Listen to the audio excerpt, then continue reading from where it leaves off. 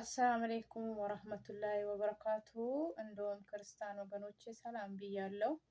በያላችሁበት ሰላማችሁ ብዝት ብዝት ይበልልኝ። እንዴት ናችሁ? ሰላም ናችሁ አላችሁ? እኔ አለሁ አልሐምዱሊላህ። እንደው እኔ በዚሁ በህይወት ታሪኬ ብቻ ዩቱበር ልሆን ነው መሰለኝ። ሳያው ዝም ብዬ ሳስበውም ሳያውም ዩቱበር ልሆን ነው እንዴ? ዝም ብዬ ታሪክ አውጥቼ እያወራሁ እያልኩ ነው። ዛሬ ምን ገጠመኝ? ቢገጥመኝ ጥሩ ነው። መዳሜ ብሔርሽ ምንድን ነው ብላ ብትጠይቀኝ ወላሂ ምን መስላችኋል? ማለት ስላት ኢትዮጵያ ሆነሽ የት መካን ነሽ? የት ቦታ ነሽ አለችኝ። ኢትዮጵያዊ ነኝ አልኳት። ኢትዮጵያዊ ሆነሽ ብዙ የሚማቱ አሉ፣ የሚጋደሉ አሉ። አንቺ የትኛው ነው ቦታሽን ንገሪኝ። አሁን መጀመሪያ ሰራተኛ አለች ብያለሁ፣ ኢትዮጵያዊቷ ሰራተኛ እሷ ነግረኛለች አሁን የት እንደሆነች።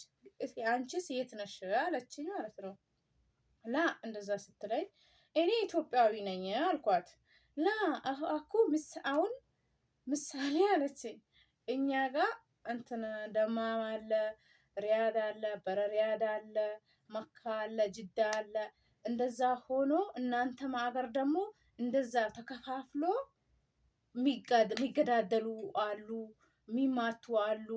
በቃ ብዙ አይነት ባህሪ ነው ያላቸው።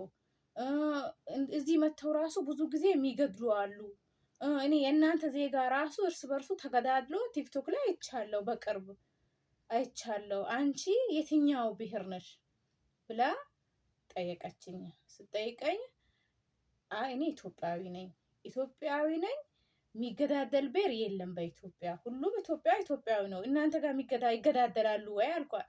ለእኛ ጋር ጥሩ ናቸው። ቦታው ነው እንጂ የሚለየው፣ የሚማታም የለም የሚገዳደልም የለም አለችኝ። እኛ ጋርም የለም፣ እኛ ኢትዮጵያዊ ነን።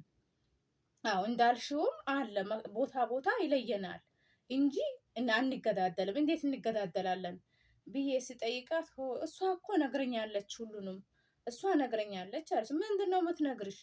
ምንም የምትነግርሽ ነገር የለም። ኢትዮጵያዊ ነን አለን። ቦታችን የየቦታችን ይለያል። አማራ አለ፣ ኦሮሞ አለ፣ ትግሬ አለ፣ አፋር አለ፣ ጉራጌ አለ፣ ስልጤ አለ። በቃ እንደዛ ሆነን እንደናንተ እንዳልሽውም እንዳሁኑ መካ ጅዳ እንዳልሽው የየከተማችን ይለያል። ግን እኛ አንገዳደልም። እኛም እንዴት እንደዛ ትጠይቅኛለሽ አልኳት ማለት ነው። ግን በጣም ያናደደኝ ነገር ቢኖር የኛ አገር ልጆች ስደት ላይም ሁኑ አገርም ሁኑ ስደት ላይ የሆናችሁት ዶላር፣ ዲናር፣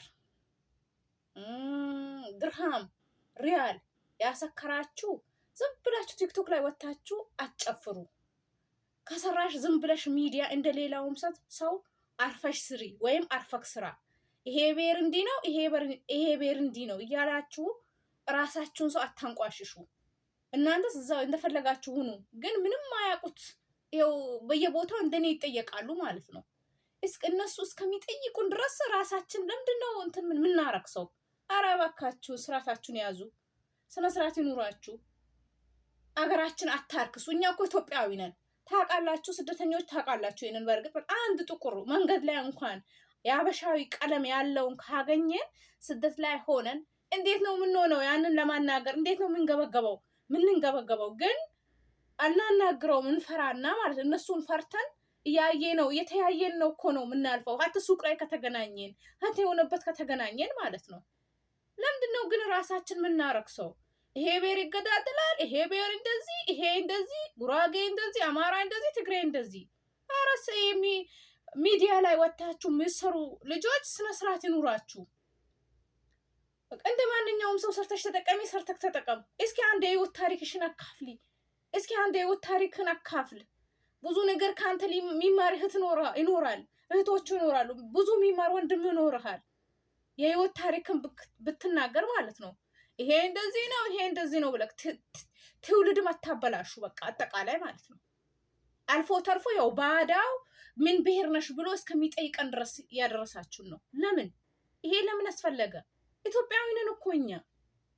እኔ ወይም ለፖለቲካ ወይም ለሆነ ነገር መናገር ፈልጌ አይደለም። ወላሂ በጣም ነው የተናደድኩት። ብሔርሽ ምንድን ነው? እሷም ነግረኛለች ብላ ትጠይቀኛለች። ይሄን አክልማ አሳልፋችሁ ይሄ ብሔር ይገዳደላል ብላችሁ አታውሩ። እኛ አንገዳደልም። እህት ወንድም ነን ኢትዮጵያዊዎች።